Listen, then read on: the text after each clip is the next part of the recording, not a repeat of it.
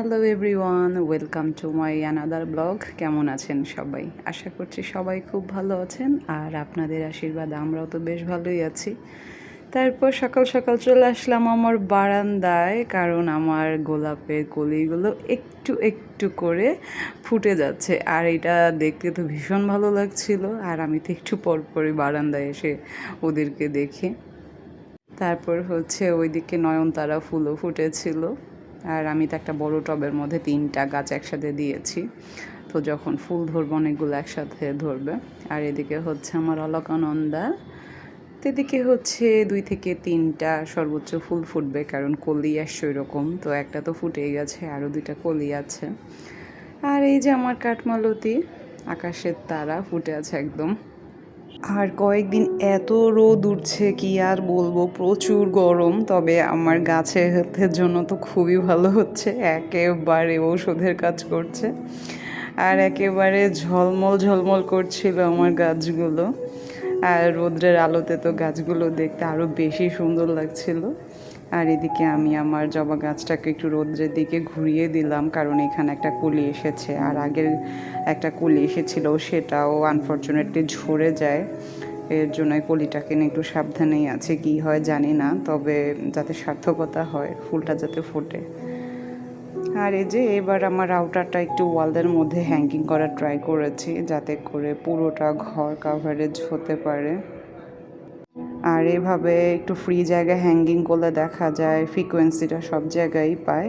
আর এই যে আমার নিত্যদিনের কর্ম, সেটা করতে চলে আসলাম। তো এদিকে অনেকগুলো বাসন পড়েছিল, সেইগুলোকে এখন ক্লিন করে নিব।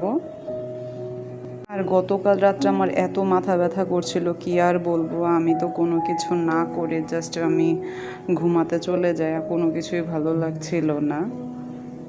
তাছাড়া আমার প্রচুর গরমে একটু মাথা ব্যথার ঝামেলা হয়।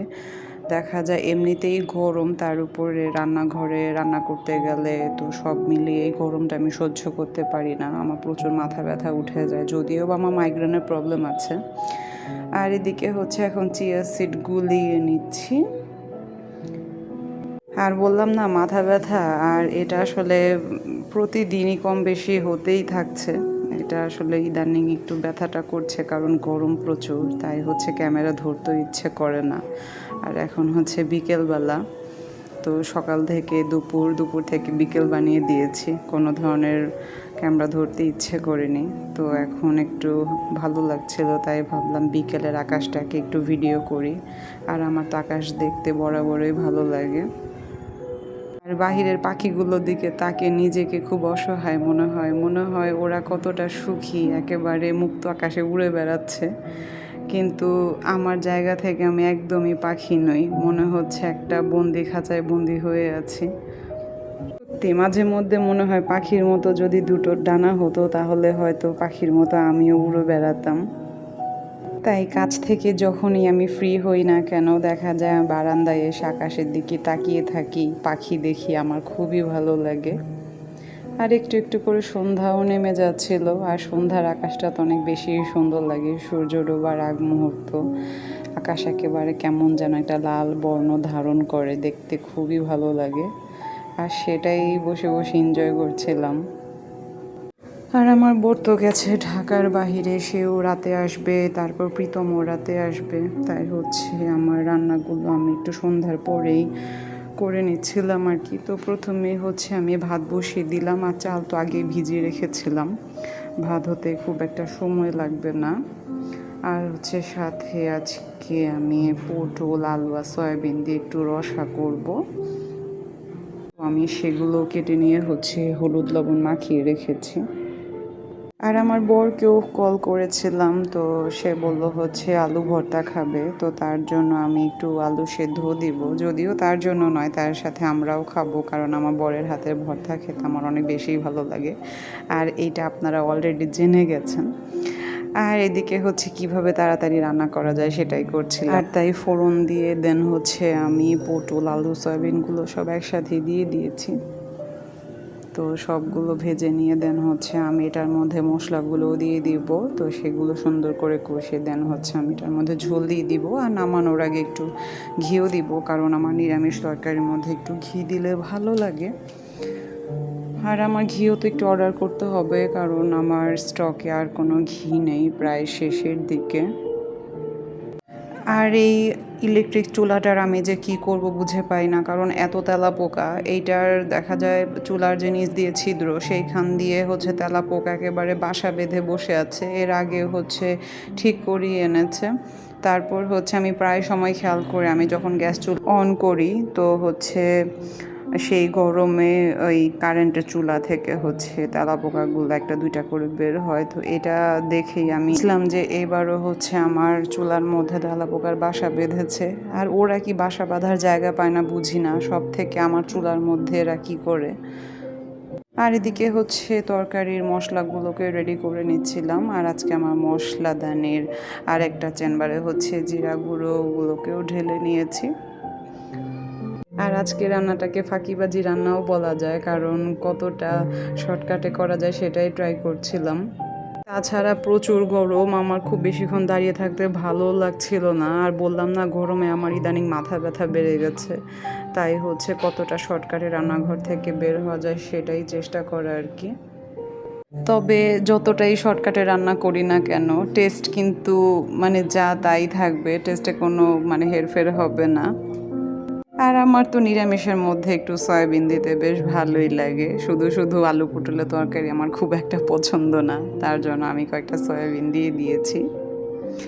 আর এগুলো একটুখানি সুন্দর করে ভেজে নিচ্ছিলাম, না হলে কাঁচা কাঁচা গন্ধ আসবে। তো এখন হচ্ছে আমি মশলাগুলো দিয়ে খুব সুন্দর করে কষিয়ে নিচ্ছি।